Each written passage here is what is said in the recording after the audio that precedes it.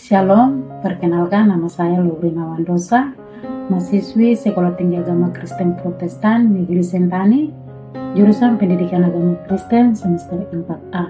Di sini saya akan menafsirkan teks dalam Kitab Kudus Perjanjian Baru yang terdapat dalam Kitab Injil Matius pasal 5 ayat 1 sampai dengan ayatnya yang ke-12 dengan judul Ucapan Bahagia. Bagian pertama dalam teks Matius pasal 5 ayat 1 sampai dengan 12. Teks ini adalah bagian awal dari khotbah di bukit yang merupakan pengajaran Yesus paling terkenal dan mendasar dalam Injil Matius. 12 ayat ini Yesus memberikan serangkaian berbahagialah kepada berbagai kelompok yang sering dipandang rendah dalam masyarakat. Bagian kedua dalam pengalaman pribadi, teks yang sulit dipahami. Saat pertama kali membaca bagian ini, saya merasa kebingungan. Bagaimana mungkin orang yang miskin, yang berduka atau dianiaya bisa disebut berbahagia? Ini tampak seperti kebalikan dari logika dunia. Teks ini mengancam pemahaman umum saya tentang kebahagiaan yang selama ini diukur dari kekayaan, kesuksesan, atau kenyamanan. Namun seiring waktu, saya mulai memahami bahwa Yesus sedang membalikkan nilai-nilai dunia dan mengundang pendengarnya untuk melihat kebahagiaan dari sudut pandang kerajaan Allah, bukan dari sudut pandang dunia. Bagian ketiga adalah latar belakang konteks, yang terdiri dari 4 bagian. Yang pertama, sosial budaya. Pada abad pertama di Palestina, masyarakat sangat terstratifikasi. Kaum miskin, wanita, janda, yatim piatu, dan orang sakit dianggap tidak diberkati. Kekayaan sering dikaitkan dengan perkenaan Allah. Kedua, politik. Bangsa Israel hidup di bawah penjajahan Romawi. Ada ketidakadilan, penindasan, dan kerinduan mendalam akan Mesias pembebas. Ketiga, ekonomi. Kesenjangan antara si kaya dan si miskin sangat mencolok. Banyak orang hidup dalam kemiskinan dan ketidakpastian ekonomi. Keempat, bahasa asli. Kata berbahagialah dalam bahasa Yunani adalah makarios, yang berarti diberkati, bukan sekedar senang atau bahagia secara emosional. Ini adalah status spiritual di hadapan Allah. Bagian keempat adalah penafsiran dan tema utama. Inti makna teks, Yesus menyatakan bahwa kebahagiaan sejati tidak berasal dari keadaan duniawi, tetapi dari posisi seseorang di hadapan Allah.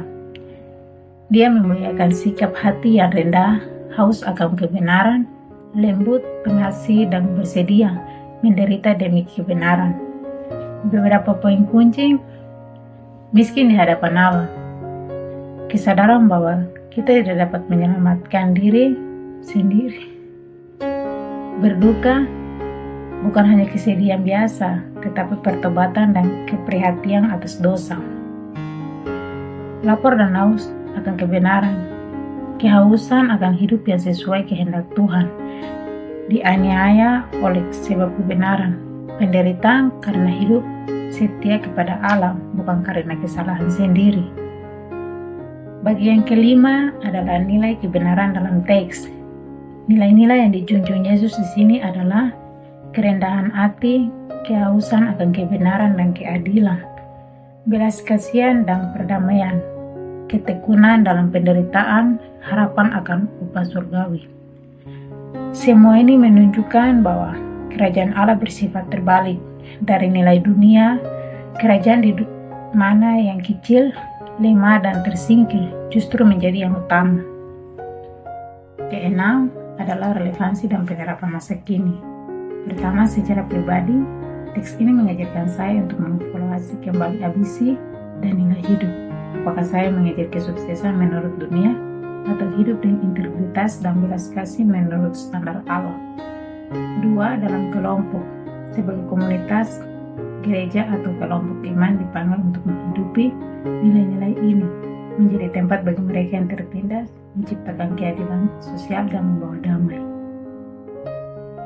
Dalam masyarakat luas, ucapan bahagia menantang sistem dunia yang menindas dan mementingkan diri.